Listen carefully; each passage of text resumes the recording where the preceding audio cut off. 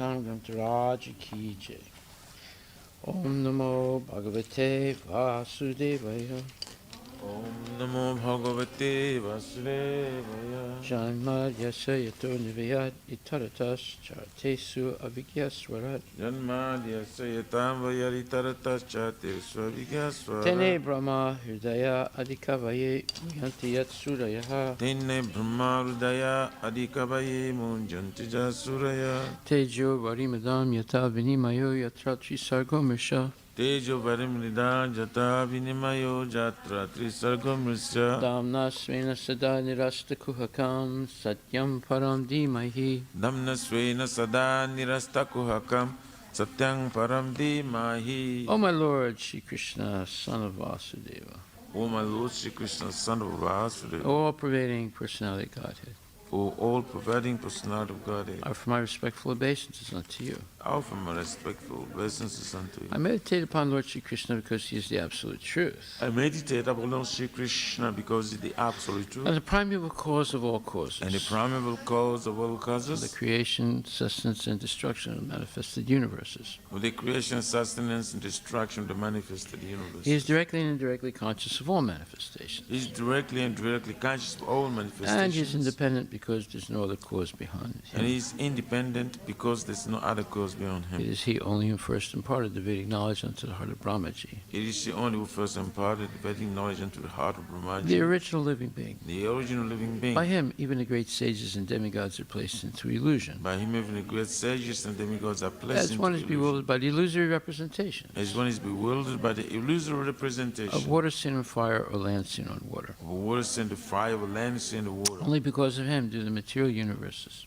Only because of him do the material temporarily universes. manifested by the reactions of the three modes of nature. Temporarily manifested by the reaction of the three modes of nature. Appear factual, although they're unreal. Appear factual, although they are I therefore real. meditate upon him, Lord Shri Krishna. I therefore meditate upon him, Lord Shri Krishna. Who is eternally existent in the transcendental abode. Who is eternally existent in the transcendental Which abode. is forever free from the illusory representations of the material Which world. is forever free from the illusory representation. I meditate upon him, for he is the absolute truth. I meditate upon him, for he is the absolute. Dharma projita kaitravudra. Dharma Prajita Kaitavutra.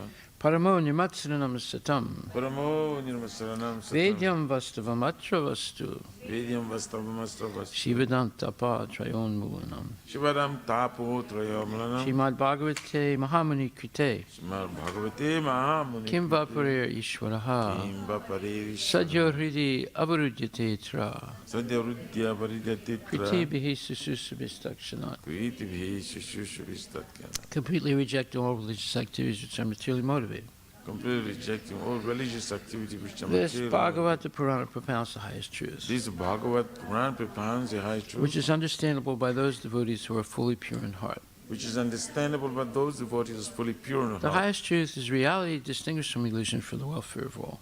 The high truth, their reality distinguished from illusion for the welfare of all. Such truth uproots the threefold miseries. Such truth uproot the threefold miseries. This beautiful Bhagavatam compiled by the great sage Vyasadeva in his maturity This beautiful Bhagavatam compiled by the great sage Vyasadeva's maturity is sufficient in itself for God realization. is sufficient itself for God realization. What is the need of any other scripture? What is the need of the other As scripture? soon as one attentively and submissively hears the message of Bhagavatam, As soon as one attentively, submissively hears the message of Bhagavatam, by this culture of knowledge, by this culture of knowledge, the Supreme Lord is established within his heart. the Supreme Lord is established within his Nigama kalpataror galitam phalam, Nigama kalpataror galitam phalam. sukhamukad amrita dravya samyatam, Sukha Mukhat Amrita Drava Sankitam. pibata Bhagavatam rasam alayam, Pibata Bhagavatam Rasavalaya. muhur aho raska bhuvibhavakaha. Mura Hura Sika Bhuvibhava. O expert and thoughtful man, relish Srimad Bhagavatam, O expert and thoughtful man, relish the mature fruit of the desiratory Vedic literatures. The mature fruit, the desire to Vedic glory. It emanated from the lips of Sri Sukadeva Goswami. Emanated from the lips of Sri Shukadeva. Therefore, this fruit has become even more tasteful. Therefore, this food has become more tasty. Although its nectarian juice was already relishable for all, Although its nectarian juice was already relishable for all, including liberated souls. including liberated souls. Shinvatam Swakata Krishna. Sambhatam Swakata Krishna. Punya Shravana Kirtana. Punya Shravana Kirtana. Hridayam Taksto Hi Ubhadrani. Vidu Noti Srihitsatam. Vidu Noti Surisatam. To hear about Krishna from Vedic literatures, To hear about Krishna from the Vedic or to literature, hear from him directly through the Bhagavad Gita, or to hear from directly, is itself righteous activity. it is self-righteous act. And for one who hears about Krishna, And for who hears about Krishna, Lord Krishna, who is dwelling in everyone's heart, Lord Krishna is dwelling within everyone. acts as a best wishing friend Acts as the best wishing friend. and purifies a devotee who constantly engages in hearing of him. The devotee was constantly engaged in hearing. Nasta presu bhadresu Nasta Presha Bhadreshu. nityam bhagavata sevaya Nityam Bhagavata bhagavati utama sloke Bhagavati Uttama Sloke. bhaktir bhavati naistaki. Bhakti Bhagavati Nasti. In this way, a devotee naturally develops his dormant transcendental knowledge. In this way, the devotee naturally develops his dormant transcendental. As he hears more about Krishna from the Bhagavatam Krishna from Bhagavad. and from the And devotees, from the devotees, he becomes fixed in the devotional service of the Lord. become fixed in the personal service of the Lord. Tadarajastumo bhava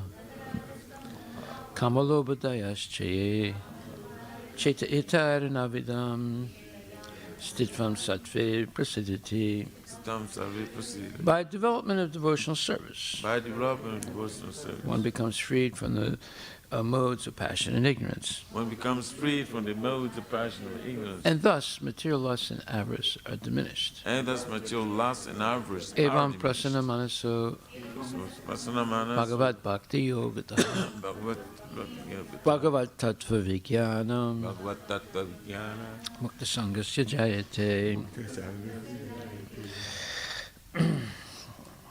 When these impurities are wiped away, when these impurities are wiped the away, candidate remains steady in his position of pure goodness, the candidate remains steady in the position of pure good, becomes enlivened by devotional service, becomes enlivened with devotional service, and understands the science of God perfectly. and understands the sons of God perfectly. Vidyate hridaya grantis chidyante sarvasamsaya Yante Sarvasamcha, shiyante chasya karmani Yante Chasya Karmani, drishta evat maniswari. Manishwari.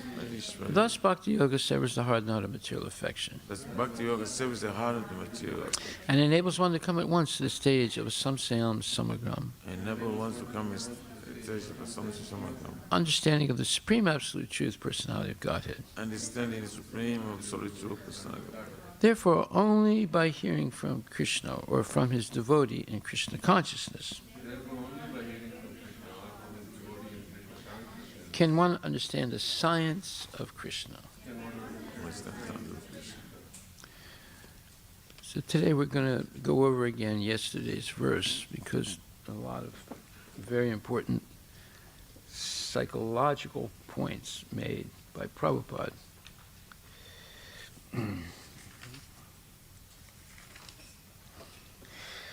Mana swabudyat malaya niyamya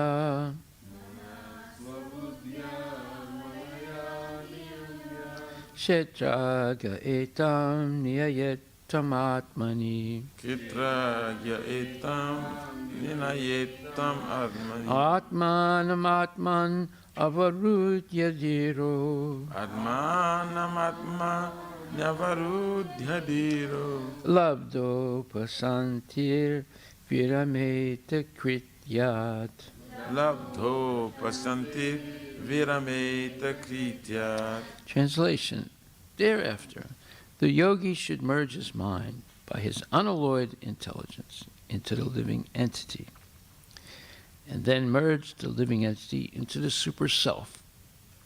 And by doing this, the fully satisfied living entity becomes situated in the supreme stage of satisfaction so that he ceases from all other activities. Now, from a cursory reading of this verse, you might think that it's Mayavad philosophy, but it's not. And that's why you have to carefully read the purport. So it says, the yogi should merge his mind by his unalloyed intelligence into the living entity, and then merge the living entity into the super self. And by doing this, the fully satisfied living entity becomes situated in a supreme stage of satisfaction, so that he ceases from all other activities. So this sounds, on the surface, like Mayavad philosophy. Right? So let's see what Prabhupada says. See, if you just read verses, it's very easy that you could misinterpret them. That's why we have to read the verses and Prabhupada's purports. Otherwise, we can end up reading Bhagavatam and think that Mayavad philosophy is the goal of life. Purport by Srila Prabhupada. The functions of the mind are thinking, feeling, and willing. When the mind is materialistic or absorbed in material contact, it acts for the material advancement of knowledge, destructively ending in the discovery of nuclear weapons. Now, why does Prabhupada say this? It seems to be a little bit unconnected. He goes from when the mind is materialistic or absorbed in material contact, it acts for material advancement of knowledge, destructively ending in discovery of nuclear weapons. Well, this is a verse from the Bhagavad Gita. That's why he says this. If we look at Bhagavad Gita, 16th chapter, verse number 9.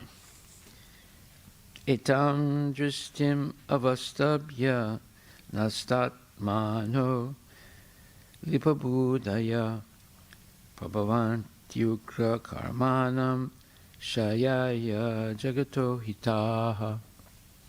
So this verse says, following such conclusions, well, what are those conclusions? That is, the previous verse, they say the world is unreal, with no foundation, no God in control. They say it is produced of sex desire and has no cause other than lust. It's a pretty negative point of view. So following such conclusions, the demoniac, who are lost to themselves. What does that mean, lost to themselves? That means they're far away from who they really are, lost to themselves, very far away mentally from who they really are, who are lost in themselves and who have no intelligence, engage in unbeneficial, horrible works meant to destroy the world. Well, that's what Professor Oppenheimer realized. He was the person, or Dr. Oppenheimer was the person in charge of the development of the atomic bomb. But under him, he had thousands of other scientists working, or at least hundreds, maybe 1,000 scientists working. And they worked feverishly to develop the nuclear bomb. And originally, it was in order to bomb Nazi Germany. By the time they were ready to throw, Nazi Germany had been destroyed by the Allies bombing and two fronts, the Western Front, Eastern Front, Americans on the western side, Russians on the east, American allies on the western side, Russians on the eastern side, and they crushed the German army, and eventually, the Russians took half of Germany, and the Allies took half of the other half. So Germany was completely defeated. So, and then Churchill convinced President Harry Truman, because Franklin Delano Roosevelt had died in his fourth term. That's why they limit the presidency to 2 terms. They're term limits, because he got elected 4 times president of the United States. Right? So he died, and then Harry Truman, who was his vice president, took over. And they used to say, "Give him hell, Harry." He was a fiery person sometimes. Anyway, Churchill convinced him to throw the atomic bomb on Japan. It was meant for Germany, but he convinced him. Why? Because the Japanese were supporting the Indian Independence Army under the control of Subhash Chandra Bose. And the Indian Independence Army was armed and funded by the Japanese. And this Indian Independence Army became a significant force, and Churchill and the British were afraid of it. So they wanted to stop it by any means. So he convinced Truman to throw the bomb. And so 2 atomic bombs were thrown on Japan. It caused massive destruction. And for many years, the people were suffering from radiation and all kinds of things. And eventually, Japan surrendered right away when they saw the destructive power of the atomic bombs. It's the only time in history that an atomic bomb was thrown on a country and killed citizens. It didn't just kill military people; it killed citizens. I mean, and if the United States did not throw those atomic bombs on Japan, Japan would have never surrendered, and therefore the American army would have had to go in, and they would have lost at least 1 million men trying to subdue Japan, because the Japanese would have fought to the last man. So it saved a lot of American lives, it saved a lot of Japanese lives, but still, hundreds of thousands of Japanese were killed by those bombs.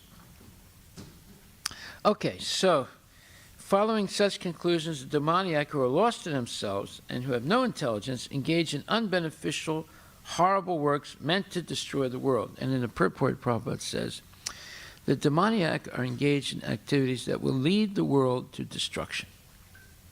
Well, that's what we're seeing today. Again, the Lord states here that they are less intelligent. The materialists, who have no concept of God, think that they are advancing.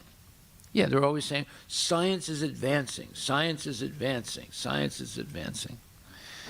Right? We've got the vaccine, we've got the vaccine. Right? But according to Bhagavad Gita, they are unintelligent and devoid of all sense. He doesn't say, according to my estimation. No, he says, according to Bhagavad Gita. Bhagavad Gita already predicted what would happen in the future. This was written 5,000 years ago, right? Spoken 5,000 years ago, but that was not the first time it was spoken. First time it was spoken, you have to go back 120 million years ago at least. And then, then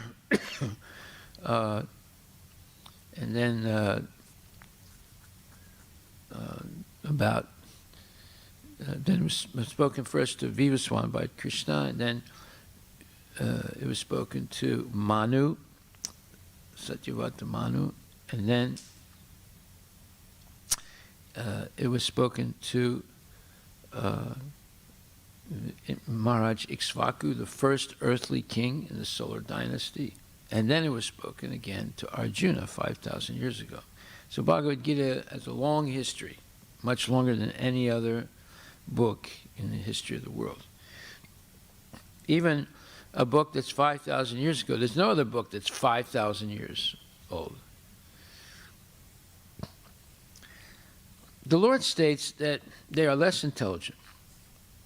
The materialists, who have no concept of God, think that they are advancing. But according to Bhagavad Gita, they are unintelligent and devoid of all sense. They try to enjoy this material world to the utmost limit and therefore always engage in inventing something for sense gratification. Such materialistic inventions are considered to be advancement of human civilization, but the result is that people grow more and more violent and more cruel, cruel to animals and cruel to other human beings. Yeah, You know how many monkeys they killed doing scientific experiments? And not only monkeys, they do scientific experiments on human beings also. The Nazis did it, and the Americans do it also. You know, the Americans are always like, you know, criticizing the Nazis, oh, they were bad, they were evil. The Americans have done exactly the same thing as the Nazis in some instances, you know, especially in wartime. Such materialistic inventions are considered to be advancement of human civilization, but the result is that people grow more and more violent and more cruel to animals and cruel to other human beings. They have no idea how to behave toward one another. Animal killing is very prominent amongst the demoniac people. Such people are considered the enemies of the world because ultimately they will invent or create something which will bring destruction to all. Indirectly, this verse anticipates the invention of nuclear weapons. There you go. Of which the whole world is today very proud. Yeah, the Russians are proud that they have atomic bombs. Little Kim Jong-un is very proud that he has an atomic bomb. And Iran is very proud to have an atomic bomb, although they claim they don't have one. Israel is proud to have an atomic bomb. India is proud to have an atomic bomb. Pakistan is proud to have an atomic bomb. And they all claim that they're trying to stop nuclear proliferation, nuclear weapon proliferation. But yet, more and more countries are getting the atomic bomb. At any moment, war may take place. Yeah, like right now, there's this possibility of a big war between Ukraine and Russia. Russia's amassed 100,000 troops with their army of robots. Now, this is a new way to fight war. You have an army of robots, no human beings. Human beings are in the background controlling the computers, and they send in the robots to fight. Imagine how frightening that must be when you have unmanned tanks and you have robots that walk and shoot guns. Right? At any moment, war may take place, and these atomic weapons may create havoc. Such things are created solely for the destruction of the world, and this is indicated here. Due to godlessness, such weapons are invented in human society. They are not meant for the peace and prosperity of the world. So you see, Prabhupada's statement is not a personal statement. He's simply quoting a verse. And that's what happens when you do an analysis of his purports. You'll see that almost every line is backed up by Vedic Shastric evidence. That's why, if you want to be a preacher, you have to be able to back up your statements with Shastric evidence. Then people will take you seriously. You're not just making things up like the Mayavadis do and the speculators do. Okay, so therefore, but when the mind acts, so he says, ending in the discovery of nuclear weapons, but when the mind acts under spiritual urge, it acts wonderfully for going back home, back to Godhead, for life in complete bliss and eternity. So the real focus of all yoga is the mind. The body is easy to control. What do I mean? I could put a straitjacket on someone and control their body completely. It would not be that difficult. Control what they eat, control what how much stool they pass, how much urine they pass, and control all their movements, because you're in a straitjacket, you can't move, and keep them in jail. And so controlling the body is not that difficult. What's really difficult, almost impossible to do, is to control the mind. Therefore, the mind is the center of all focus in yoga, because the mind is fickle. It can go from one thought to another. It can remember things that it did many, many years ago, and often sinful things or foolish things. It can get angry. It can develop envy. It can be completely illusioned. It can be greedy. It can be, so many different things. Therefore, controlling the mind is the focus. Therefore, the mind has to be manipulated by good and unalloyed intelligence. So intelligence is superior to the mind. So Prabhupada is talking about good and unalloyed. Unalloyed means pure intelligence. So what is pure intelligence? Well, we heard that previously. Pure intelligence means always being engaged in devotional service of the Lord, understanding who Krishna is exactly. He's the Supreme Personality of Godhead. Unless you understand fully who Krishna is, your intelligence will be contaminated. So there's a direct correlation between intelligence and Krishna consciousness. But when intelligence is corrupted by being conditioned by the modes of material nature and more or less dictated to by the frivolous mind, then people go into a state of illusion. They believe things that are not true and have never been true. See, an illusion is to believe something that was never true. So, what's an example of that? It's, I am this body. At no time, at no time were we this body. We're the soul in the body, but not the body. So illusion, the definition of it, according to the Vedic tradition, is to believe something to be true that was never true at any time. So at no time were we ever this body. We're the soul within the body. This is one thing that most people don't understand. They go through a whole life without understanding this. And therefore, their whole life they're spending pandering to or serving the mind that is full of lust, anger, greed, illusion, envy, and insanity. They're pandering to the dictates of these 6 very negative things that have seized the mind by the influence of the modes of material nature. Okay, so perfect intelligence, there it is right here, the statement. Perfect intelligence is to render service unto the Lord. The statement is right here in this purport. That's why I said this is a very important purport. I want to read it a second time because from this point on, it explains advanced psychology. If you want to be a psychologist, you have to read this purport.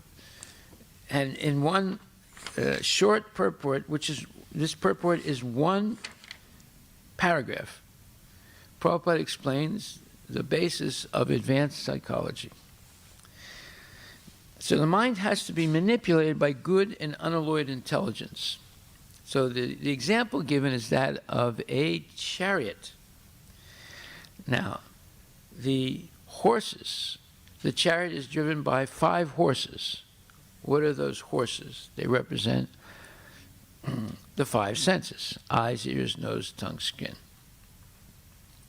The reins holding those horses is, or controlling the horses, is the mind. And the mind is supposed to be controlled by the driver, who's the intelligence.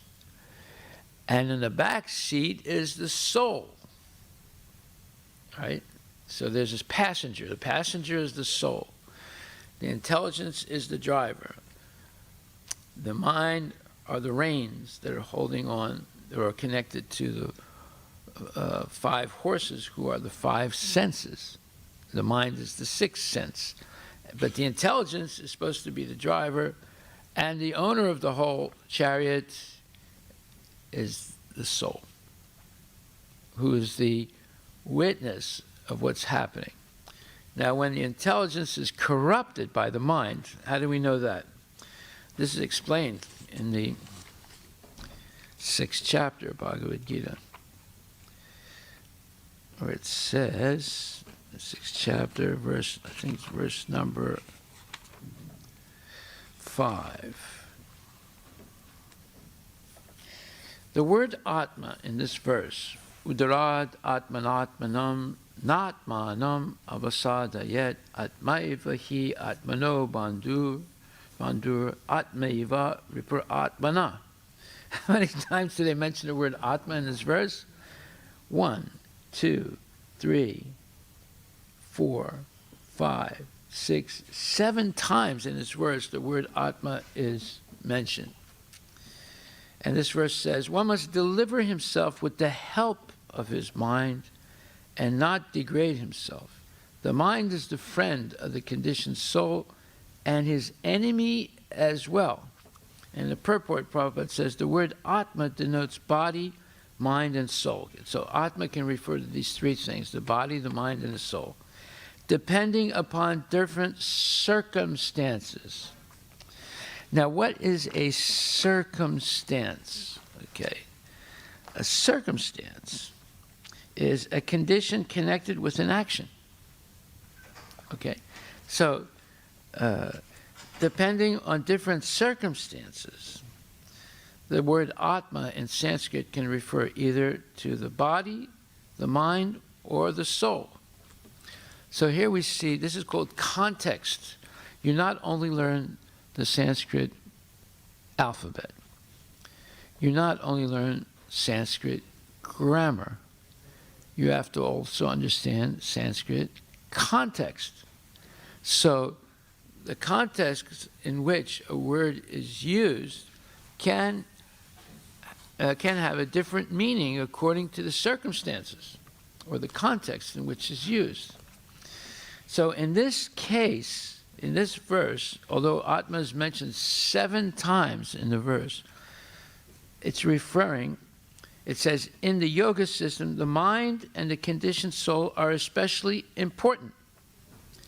Since the mind is the central point of yoga practice, say that's the point, Atma refers to the mind.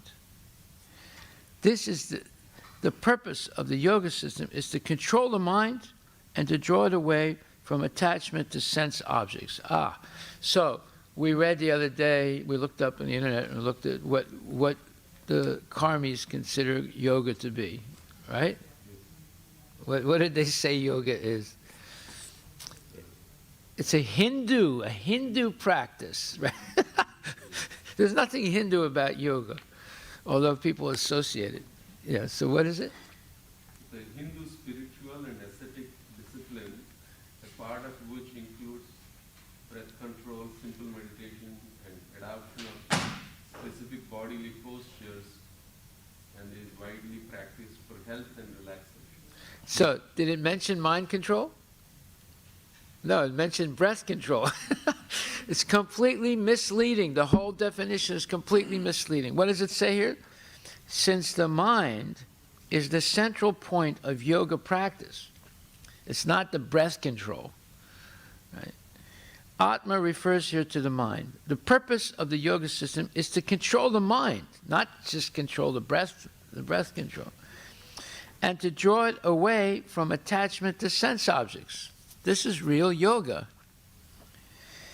In fact, so it says, it is stressed herein that the mind must be so trained that it can deliver the conditioned soul from the mire. Mire means the dirt, the contamination of nescience, of ignorance.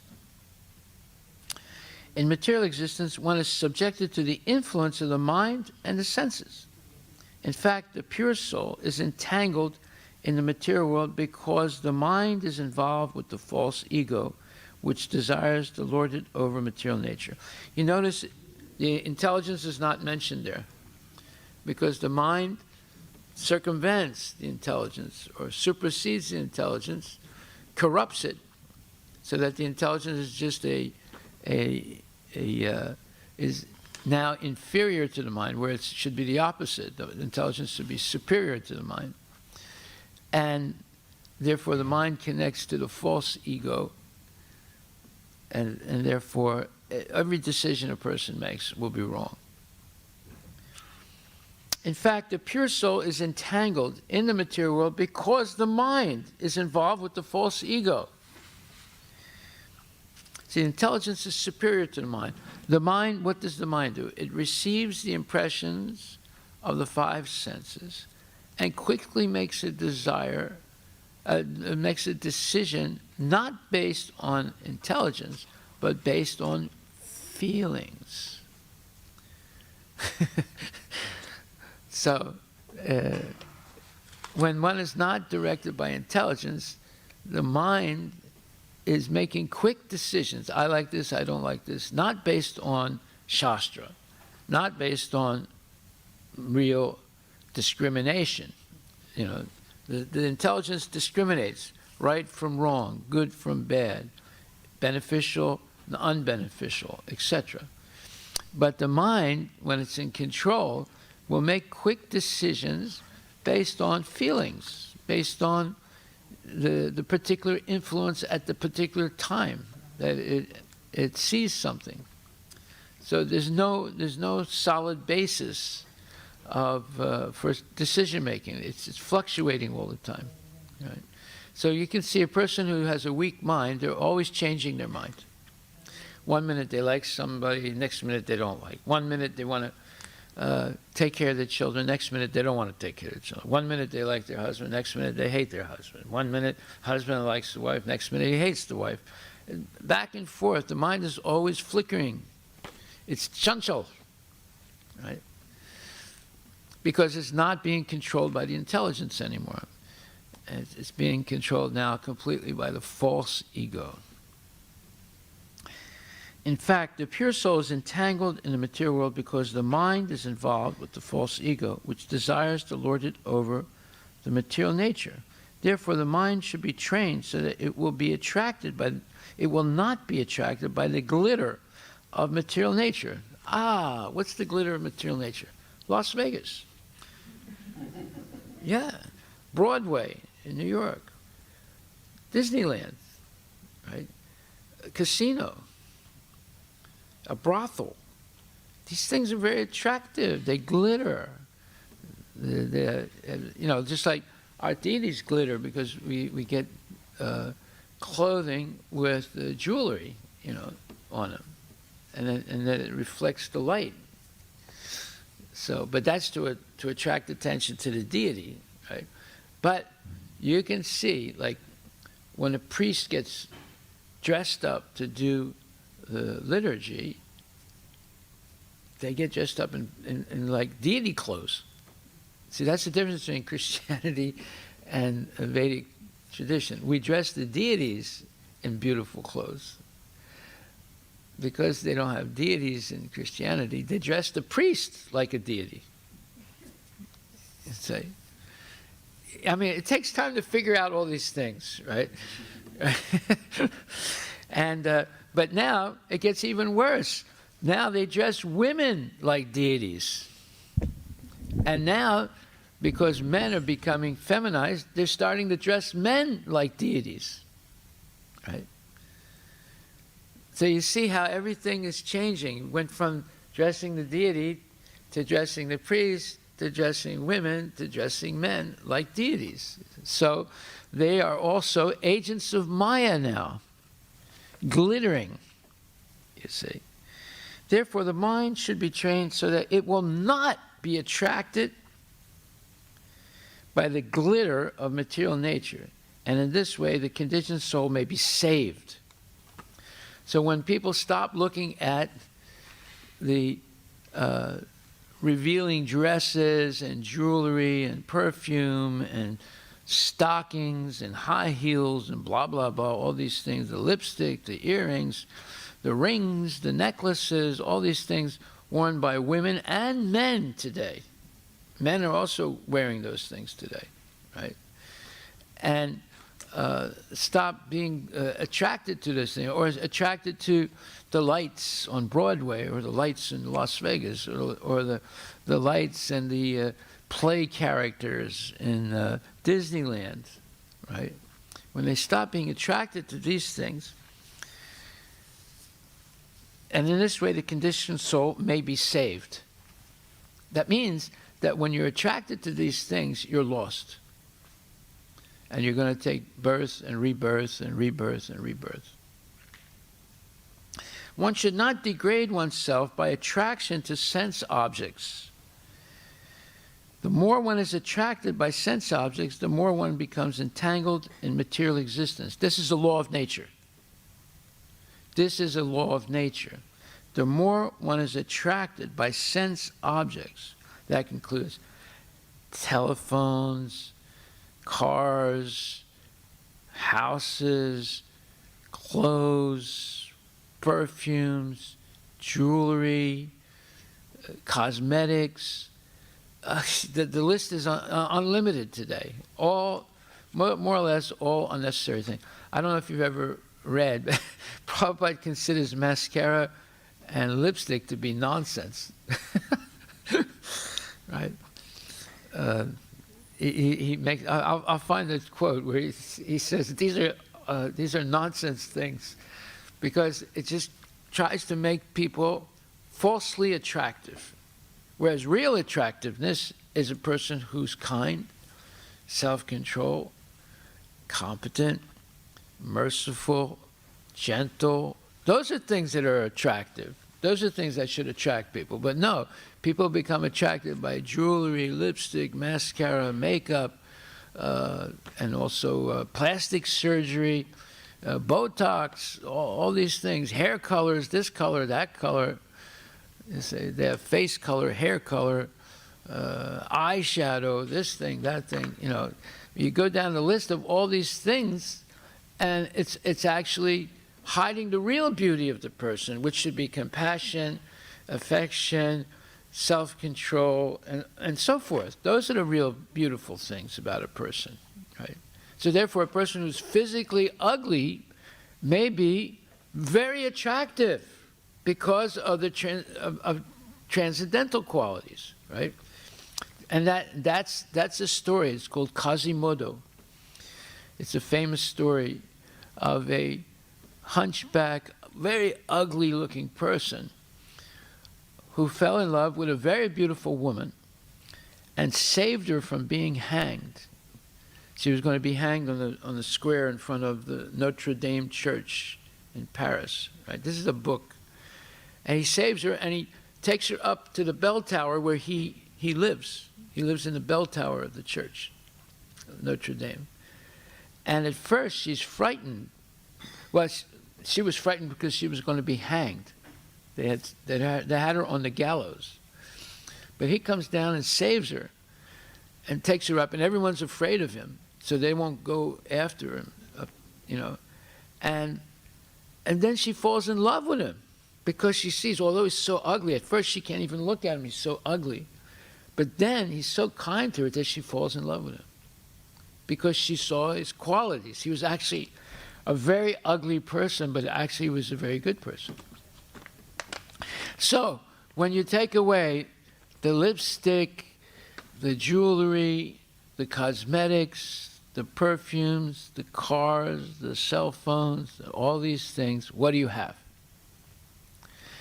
Well, you have sometimes you end up with a very greedy, nasty person. Or you might end up with a very saintly person. It depends on what qualities. So the real qualities are the goodness, the cleanliness, the self-control, the compassion, the affection, the kindness, the submissiveness. All these things are real, let's say, qualities of a person that make them. Now, if that lady, who was a very beautiful young girl, she fell in love with Quasimodo, who was extremely ugly and relatively old, because she saw his good qualities. Whereas other people were only looking at his body. You see. So, one should not degrade oneself by attraction to sense objects. The more one is attracted by sense objects, the more one becomes entangled in material existence. The best way to disentangle oneself is to always engage the mind in Krishna consciousness. In other words, he's saying the best way to disentangle oneself from all these glittering things that keep us prisoners in the cycle of birth and death is to engage the mind in Krishna consciousness. The word he, H-I, is used for emphasizing this point. That is, one must do this. Yes, your kids should do this. You should do this. Your relatives should do this. And if they're not, then you're in a very difficult position, right? Because you're going to be surrounded by people who are going to force you, more or less, to break the rules of Krishna consciousness. Just like there are Hindu families where traditionally in India they were vegetarian and they were devotees of some kind or other, right? Sri Vaishnavas or Shaivites or whatever, but they were following rules and regulations, right?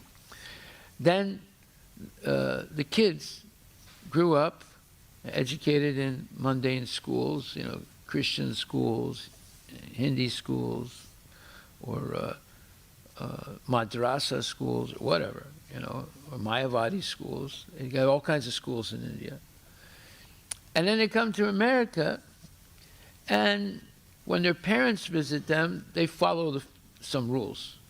And when the parents go away, they don't follow the rules. And the kids of those parents that are living in America, they don't follow any rules. And they force the parents to feed them meat and give them contraceptives and things like that. And the parents go along with it. So you see this gradual degradation, complete degradation of the culture. Okay.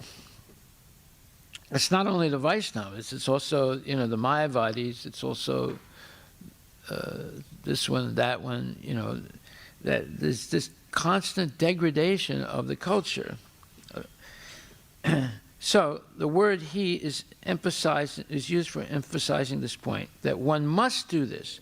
It is also said, for man, mind is the cause of bondage, and mind is the cause of liberation. Mind absorbed in sense objects is the cause of bondage, and mind detached from the sense objects is the cause of liberation. Amrita Bindu Upanishad 2. Therefore, the mind, which is always engaged in Krishna consciousness, is the cause of supreme liberation. So this is psychology. This is real psychology. It's not the nonsense stuff they teach you in schools. You get a PhD in psychology, you're more screwed up in the head than the sick people that you're seeing. Oftentimes, the psychologists are sicker than the people that they're supposed to help. I remember once I went to a psychologist when I was in college, and he made me sit down on a couch, right? And he's sitting behind me, or to one side, so, and he's asking me all these questions. So at one point I said, well, how come you don't say anything? You're asking me all these questions. Maybe I can ask you a question. He said, that's not the way we do things.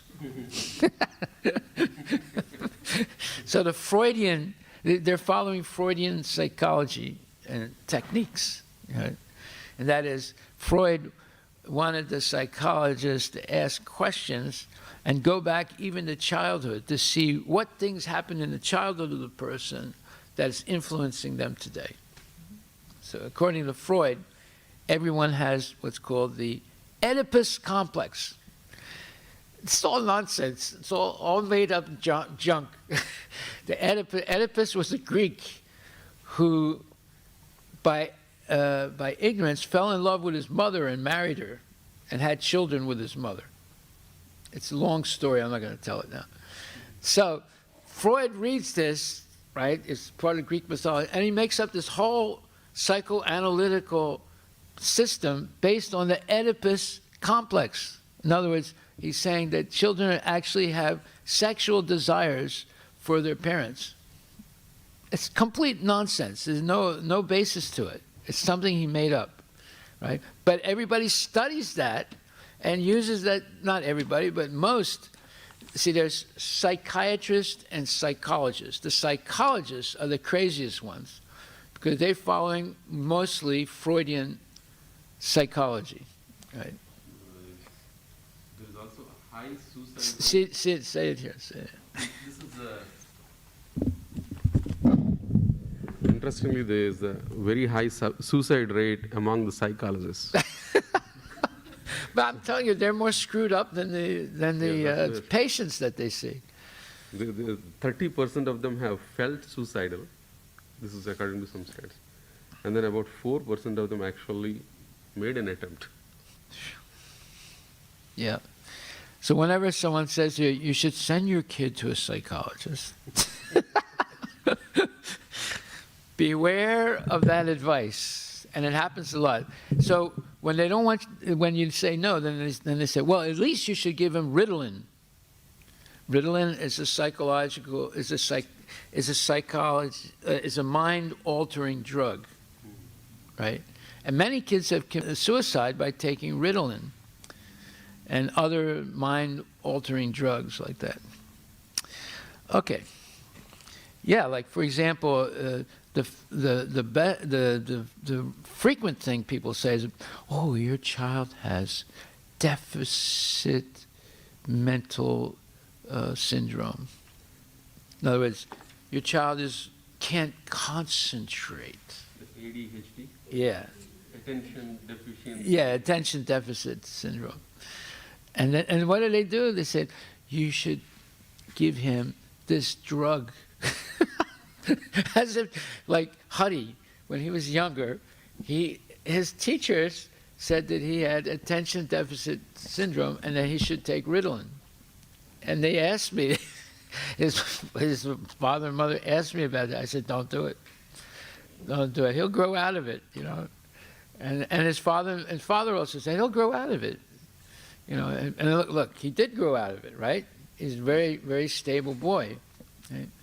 So, you see, this is all nonsense that's going on today, you know, especially in America and Europe.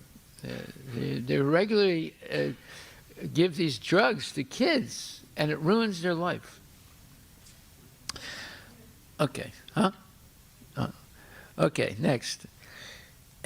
Perfect intelligence, so we're going back to our purport. Perfect intelligence is to render service unto the Lord. One should be intelligent enough to understand that the living being is, in all circumstances, a servant of the circumstances. This is a big statement. Servant of the circumstances. And what's a circumstance? A condition connected with an action. So what are the circumstances? It's the milieu or the environment in which you are. So if you're in the environment of a public school, you're associating with teachers, most of whom are demons. And you're associating with other kids, most of whom don't have control of their mind. And therefore, it's a very negative thing. Just like some of our kids, they were telling me when they go to the high school down here, East Lake or Skyline, right? They said, well, at lunchtime, you know, we sort of come together and sit apart from the others because they're all eating meat and talking nonsense, right? So that's the environment of the school. I'm not making this up. So that's what it calls. One should be intelligent enough to understand that the living being is, in all circumstances, a servant of the circumstances. Let's read that again. One should be intelligent enough to understand that the living being is, in all circumstances, a servant of the circumstances. There's going to be a servant of a condition. And what is that condition? It's caused by the influence of the modes of material nature. So if you're always associating with people in the modes of passion and ignorance, you're going to be affected by it. And if the teacher and the other students are in the modes of passion and ignorance, believe me, it's impossible to escape that influence. So then you become a servant of the circumstances. Every living being is serving the dictates of desire anger, lust, illusion, insanity, and enviousness. That doesn't mention Krishna here. Every living being is serving the dictates of desire, anger, lust, illusion, insanity, and enviousness. What did we read yesterday? We read the purport of the 6th chapter, 8th verse, or 7th or 8th verse. It was the 7th and 8th verse, where the word dictation is mentioned so many times that we must listen to the dictation of Krishna, not to the dictation of Maya. And Maya is represented by desire, anger, lust, illusion, insanity, and enviousness. So Prabhupada is saying every living being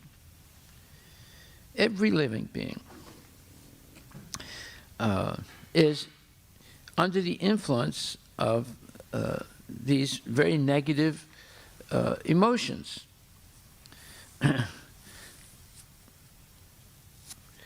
But even while executing such dictations of different temperaments, he is perpetually unhappy. In other words, you're following the dictates of lust, anger, greed, and illusion, and insanity, and enviousness, and it's just making you unhappy. It doesn't make you happy, but still they follow it.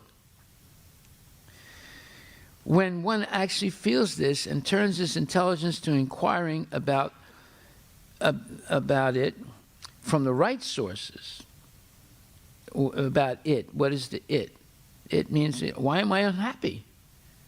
Why? By following the dictates of my lust, anger, greed, I'm always unhappy when I think that I should be happy, right? I only want to be happy, but it's making me unhappy.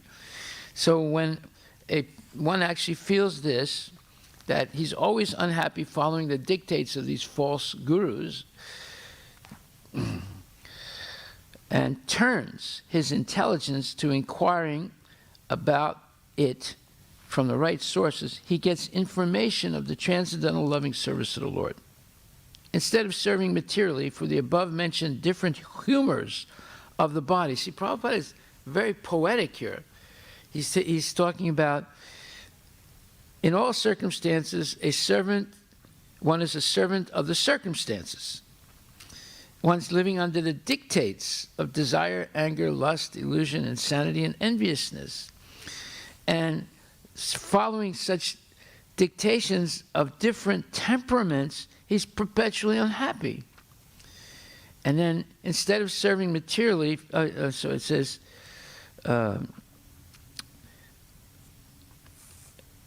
instead of serving materially for the above-mentioned different humors of the body, the living entity's intelligence then becomes freed from the unhappy illusion of materialistic temperament.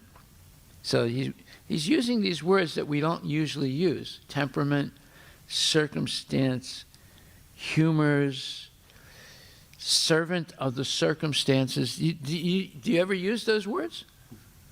No. That's why we're going over this purport, because we read it yesterday. Did you become aware of all these things in this purport? No. This is a very subtle, profound purport. And to be able to understand it, you have to carefully read the words that Prabhupada is using. He's using words that we don't usually use, or we don't even know that they're pertinent to anything that's being said, right? It's not like, Jai, Srila Prabhupada Ki Jai, all glories, please accept my humble obeisance, and blah, blah, blah. Yeah, those are the type of words we're using, but we don't use these words like servant of the circumstances, the temperament, the humors of the body.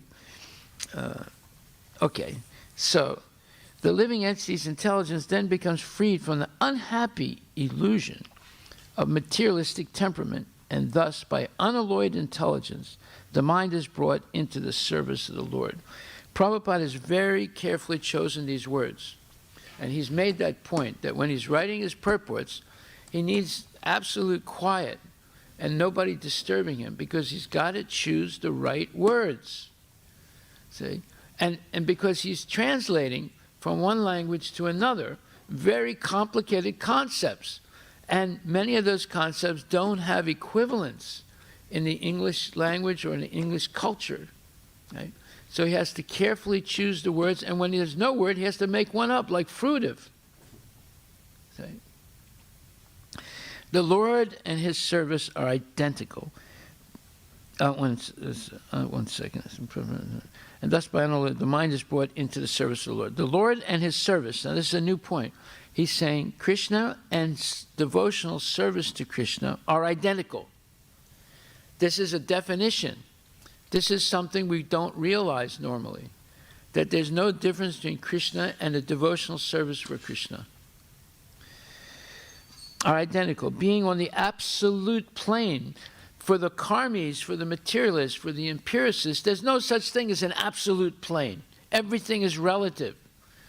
They absolutely obviate the absolute. Because if there's an absolute, you must surrender to it. Therefore, for them, everything is relative. See? The Lord and his service are identical, being on the absolute plane. This would be rejected by every materialist in the world. Therefore, the unalloyed intelligence and the mind are merged into the Lord, and thus the living entity does not remain a seer himself, but becomes seen by the Lord transcendentally. So we discussed that yesterday, the seer and the seen. It's a very profound concept, and nobody understands this. It has to be pointed out. It had to be pointed out by Bhaktisiddhanta Saraswati. Go on the internet right now, look up what it says, seer and seen. You're going to see all Mayavadis talking about it. There's no Vaishnava talking about it. Only Vaishnava was Bhaktisiddhanta Saraswati Thakur, and of course Srila Prabhupada. The Mayavadis have the complete control of this concept of seer and seen. What does it say? Yeah, almost all the ones are like Drishya Viveka, which is all the Mayavad. Analysis. Vivek or Vichari means analysis. The analysis of seer and seen. Go ahead, read a little bit. This is the Patanjali words. Then. So this is some Vikram. Let's see here. The first one is science. So the wisdom of the seer and the seen, an inquiry into the nature of the seer and the seen, the way of inquiry and the nature of the truth. This is Bharati Tirtha. Trigdrishya Viveka contains 46 shlokas with an overview of Samadhi, centering on Savikalpa, Nirvikalpa, and the identity of Atman and Brahman. Okay, we didn't understand one word you said, Prabhu. Although also attributed to Shankara, the text is most commonly attributed to Bharati Tirtha. All objects are perceived by the senses. The senses are in turn perceived by the mind. The mind in turn is a movement that unfolds in awareness. Awareness is not perceived by any other structure. It is just its own perceiving. That means there's no God. Right there. Yeah. Right there, that means there's no God. Go ahead. The objects perceived by the senses appear to be constantly changing, while the senses which perceive them appear to be stable and unchanging. On close inspection, however... That's not true. The senses are being influenced by the false ego. Go ahead. On close inspection, however, the senses are realized to be constantly changing. Yes. While the mind which perceives these changes appears to be stable and unchanging. That's not true. Yeah, so then the next statement is, upon close inspection, however, the mind is seen to be constantly changing. The constantly changing mind can be seen due to unchanging nature of awareness. Okay, now 1 second. I'm going to predict what the final conclusion is. That one has to reject all of this. One has to make the mind blank. That's the solution. Go ahead, let's see what they say. So the awareness is unchanging and ever present, while all changing phenomena arise within unchanging awareness. The sense of I... Okay, nobody understands that statement. That sounds like double talk. Go ahead. So So the sense of I, which arises within the mind, takes itself to be conscious. The sense of I appears to be conscious because it has identified itself with awareness within which it arises. So they're going to come to the conclusion you have to reject the I. Go ahead. Let's see what it says. So the sense of I identifies itself with awareness as a result of three factors: the movement of mind within awareness, the movement through the movement of thought within the mind, and ignorance of awareness as the underlying essence. So these three factors. That's why Lord Chaitanya said, if you try to understand Mayavad philosophy, you'll never be able to understand Krishna consciousness. They're leading to, you have to reject everything, including the I, and Krishna, and everything. Then you become free of this illusory net that's built around your whole life. So go down and see what the conclusion is. Yes, so there's like 40. So let me switch towards the end. What is the So here I think towards the end it says, the individual and the world are cognizant in the dream state are illusory. When dreaming ends... Okay, so the individual is illusory, right? Yeah. That's what I was saying. They come to that conclusion. You have to reject your individuality. Go ahead. When the dreaming ends, the dream self and all dream objects are realized to be merely products of the dreaming mind. When the dream self believes that the dream world is real, the waking self believes that the dream world is unreal. That's the whole point. See? You have to reject everything. That's Mayavad philosophy. Correct.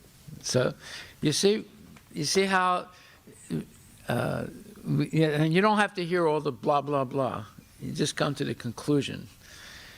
But people will read all that, study it, and memorize it, and then they become a complete idiot.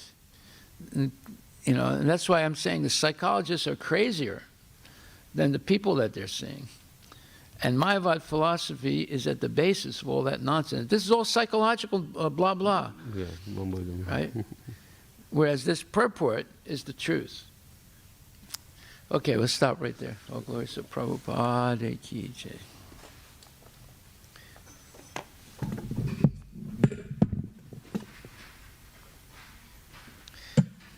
You see how one purport can encompass a whole section of knowledge, And the words that Prabhupada chooses are perfect. That's why we have to pay attention carefully. Good.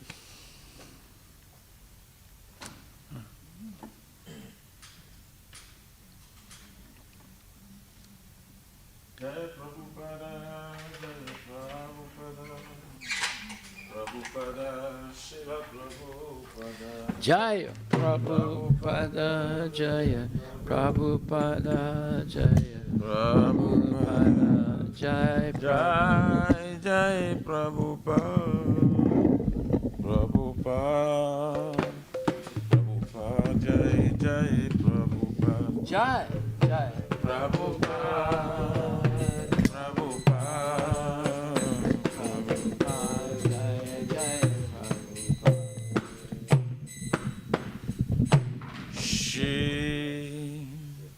Shri Guru Charana Padma Kevala Bhakti Sadma Shri Guru Charana Padma Kevala Bhakti Sadma Banda Mohi Savadana Mate Banda Mohi Savadana Mate Banda Mohi Savadana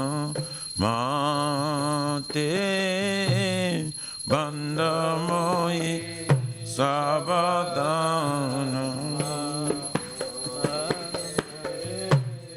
Jada Prasade Vai E Bhagavata Riya Jai Jada Prasade Vai E Bhagavata Riya Jai Jada Prasade Vai E Bhagavata Riya Jai Jada Prasade Vai E Bhagavata Riya Jai Krishna Prapti Hoy Jao Hoite Krishna Prapti Hoy Jao Krishna Prapti Ho Jao De Krishna Prapti Ho Jao Guru Mukha Padma Vakya Site Te Ko Riya Kya Guru Mukha Padma Vakya Site Te Ko Riya Kya Arna Koriya Mane Asha Arna Koriya Mane Asha Arna Koriya Mane Asha Arna Koriya Mane Asha Shri Guru Charane Rati Aise Yu Tamagati Shri Guru Charane Rati Aise Yu Tamagati Jai Prasade Pure Sarva Asha Jai Prasade Pure Sarva Jai Prasade Pure Sarva Asha Jai Prasade Pure Sarva Chakudana Diloje Janme Janme Prabhu se Chakudana Diloje Janme Janme Prabhu se Divegyan Rude Prakasi To Divegyan Rude Prakasi Divegyan Rude Prakasi To Divegyan Rude Prakasi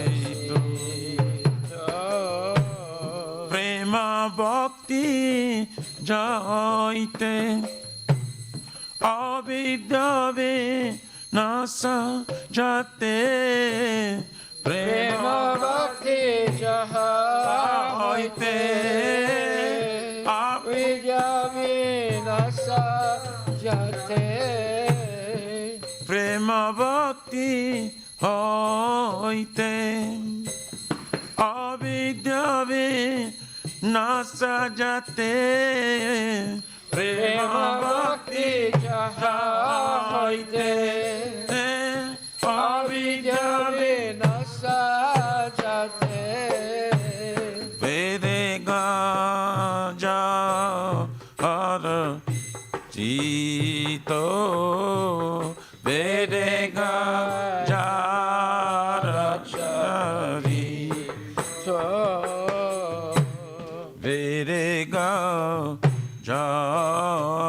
chari to verega jara chari. Shri Guru Karuna Sindhu Adhama Janara Bandhu. Shri Guru Karuna Sindhu Adhana Janara Bandhu.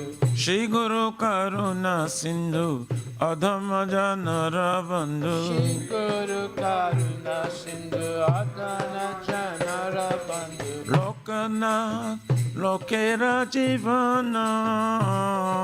Lokanath Lokera Jivana. Lokanath Lokera Jivana. Lokanath Lokera Jivana. Ha Prabhu Karo Daya Deya More Padachaya. Ha Prabhu Kora Daya Deha More Padachaya. Ha Prabhu Karo Daya Deya More Padachaya.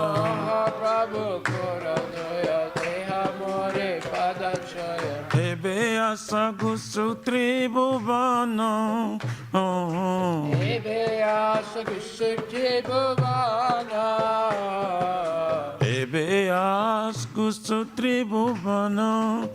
Ebe Asa Gusutri Bhuvana. Doi Pade Laila Sharana. Doi Pade Laila Sharana. Srila Prabhupada Patita Pavana. Srila Prabhupada Patita Pavana. Jaya Prabhupada Jaya Prabhupada Jaya Prabhupada Srila Prabhupada. Jaya Prabhupada Jaya Prabhupada Jaya Prabhupada Jaya Jaya Jaya Prabhupada Prabhupada Prabhupada Jaya Jaya Prabhupada Jaya Jaya Prabhupada Prabhupada Prabhupada Jaya Jaya Prabhupada. Nama Om Vishnu Padaya Krishna Prishtaya Bhutale Srimate Bhakti Vedanta Swami Niti Namine. Nama Om Vishnu Padaya Krishna Prestaya Bhutale Srimate Bhakti Vedanta Swami Niti Namine. Namaste Saraswati Devi Gauravani Pracharine Nirvishesha Shunavadi Pachatyadi Satarine. Namaste Saraswati Devi Gauravani Pracharine Nirvishesha Shunavadi Pachatyadi Satarine. Jaya Jaya Prabhupada Prabhupada Prabhupada Srila Prabhupada.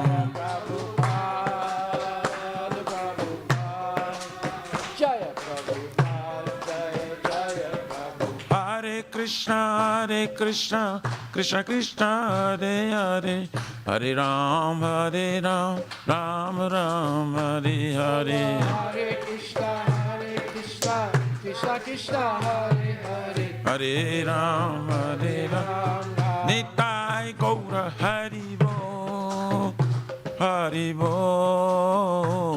Haribo Nitai Gaura Haribo Nitai Go Haribo Haribo Goda Haribo Nitai Gaura Gaura Pramanande.